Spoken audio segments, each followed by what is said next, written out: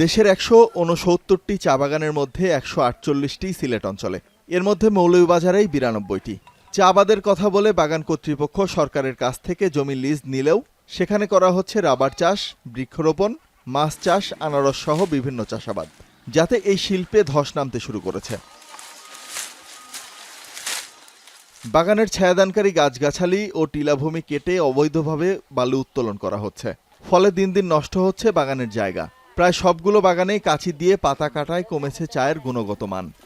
চা ফ্যাক্টরিগুলি বর্তমানে মালিকদের গলার পার হয়ে গেছে, না পারে রাখতে না পারে ছাড়তে। অনেক বাগানের মালগুলা ব্রাউন কালার মাল আসতেছে, হালকা হোয়াইটের, এই মালগুলা আমাদের চলে না, এগুলো প্যাকেটজাত করতে একটু সমস্যা হয়। বর্তমান যে বাজার, এই বাজারে বাইরের পরিমাণ খুব কম, পার্টিসিপেন্ট কম, তাতে আসলে বাজারে তেমন চা বিক্রি হচ্ছে না। চা যখন উৎপাদন করে থাকি তখন সাথে সাথে আমাদের চাগুলো বিক্রি হয়ে গেলেই ভালো।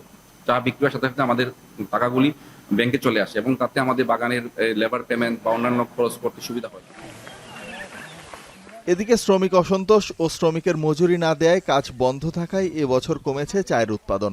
১ কেজি চা তৈরিতে ২২০ টাকা খরচ হলেও তা বিক্রি করতে হচ্ছে ১৬০ টাকায়।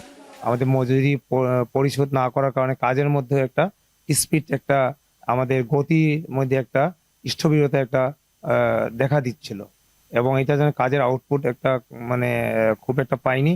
উৎপাদন খরচ থেকে অপশন মূল্য কম পাওয়াতে মূল সমস্যাটা এখানে।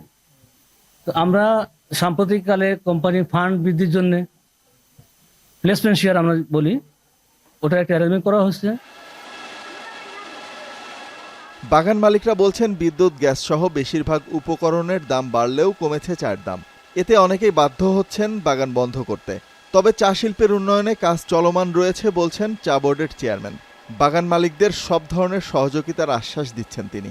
কোয়ালিটিটাকে এমফাসাইজ করার জন্য আমাদের দিক থেকে আমরা প্রতিশ্রুতি দিয়েছি যে টি বোর্ডের দিক থেকে যত ধরনের সহযোগিতা, লাইক ট্রেনিং করানো, তাদেরকে বোঝানো, কর্মশালা করা, তাদের সাথে আলোচনা সভা করা, এগুলো সবই আমরা চালিয়ে যাচ্ছি এবং ভবিষ্যতে এটা ইন্টেন্সিটি বাড়াবো। চা শিল্পের উন্নয়নের জন্য কর্তৃপক্ষ যথাযথ ব্যবস্থা নিলে ধীরে ধীরে বাড়বে বাগানের সংখ্যা, ধ্বংসের মুখ থেকে রক্ষা পাবে চা শিল্প। এখন মৌলভীবাজার।